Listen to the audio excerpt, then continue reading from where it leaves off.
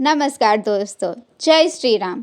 ભારતની ધરતી પર જ્યારે પણ ધર્મ, સત્ય અને ન્યાયની વાત આવે છે ત્યારે એક નામ આપમેળે યાદ આવે છે, ભગવાન શ્રી રામ. મર્યાદા, કર્તવ્ય અને આદર્શ જીવનનું પ્રતીક માનવામાં આવતા ભગવાન શ્રી રામનો જન્મદિવસ એટલે કે રામનવમી સમગ્ર ભારતમાં અત્યંત ભક્તિભાવથી ઉજવવામાં આવે છે.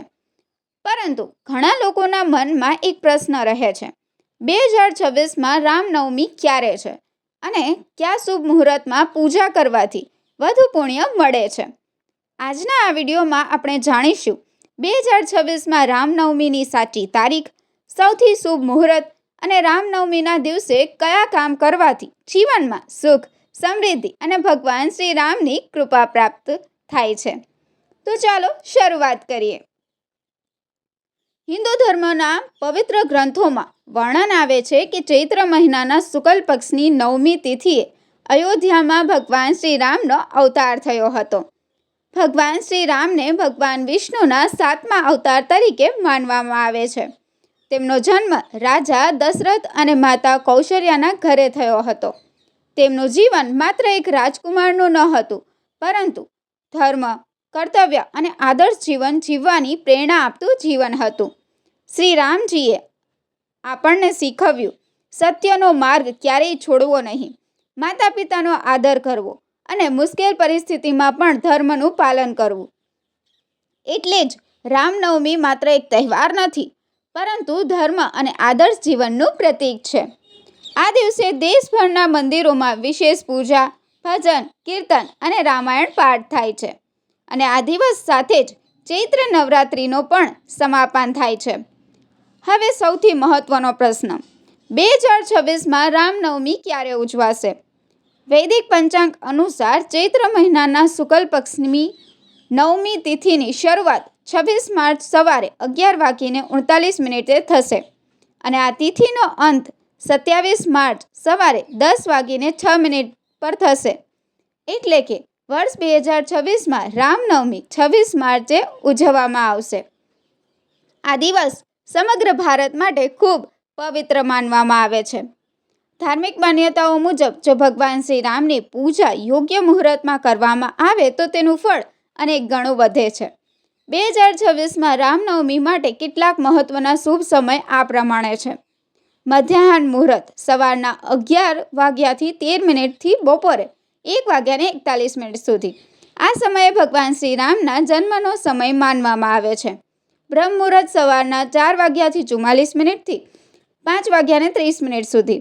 આ સમય ધ્યાન અને જપ માટે અત્યંત શુભ માનવામાં આવે છે.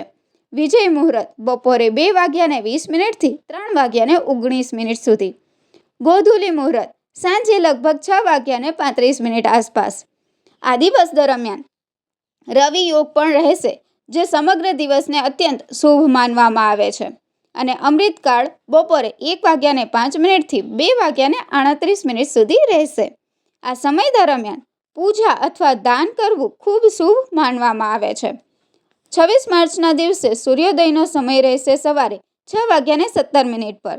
સૂર્ય અસ્તનો સમય રહેશે સાંજે 6:36 પર. ચંદ્ર ઉદયનો સમય રહેશે બપોરે લગભગ 1 વાગ્યે. આ સમય પ્રમાણે લોકો ઉપવાસ અને પૂજા કરે છે. હવે વાત કરીએ સૌથી મહત્વની બાબત વિશે. રામનવમીના દિવસે એવા કયા કામ છે જે કરવાથી ભગવાન શ્રી રામની વિશેષ કૃપા મળે છે? સૌપ્રથમ સવારમાં વહેલા ઉઠીને સ્નાન કરો અને પછી સૂર્યદેવને જળ અર્પણ કરો. ત્યારબાદ ઘરમાં ભગવાન શ્રી રામની મૂર્તિ અથવા ફોટો આગળ દેશી ઘીનો દીવો પ્રગટાવો અને ભક્તિભાવથી પૂજા કરો. આ દિવસે રામાયણનો પાઠ કરવો અત્યંત શુભ માનવામાં આવે છે. સાથે સાથે રામ ચાલીસા અને રામ નામનો જપ પણ કરવો જોઈએ. માત્ર એટલું જ નહીં, આ દિવસે ગરીબ લોકોમાં દાન કરવું ખૂબ પુણ્યદાયી માનવામાં આવે છે. જેમ કે અન્નદાન, કપડાદાન અથવા જરૂરિયાતમંદ લોકોને મદદ. ધાર્મિક માન્યતા મુજબ રામનવમીના દિવસે કરેલું દાન જીવનમાં સુખ અને સમૃદ્ધિ લાવે છે અને ભગવાન શ્રી રામની કૃપાથી જીવનના ઘણા કષ્ટ દૂર થાય છે.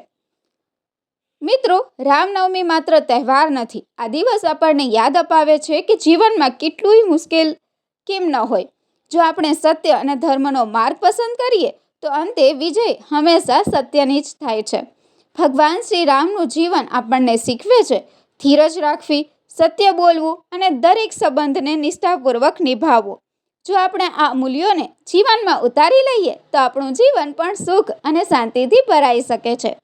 તો મિત્રો, 26 માર્ચ 2026ના દિવસે રામનવમી ભક્તિભાવથી ઉજવો. ભગવાન શ્રી રામની પૂજા કરો, રામ નામનો જપ કરો અને જરૂરિયાતમંદ લોકોને દાન કરો. વિશ્વાસ રાખો, ભગવાન શ્રી રામની કૃપા તમારા જીવનમાં સુખ, શાંતિ અને સમૃદ્ધિ લાવશે. જય શ્રી રામ.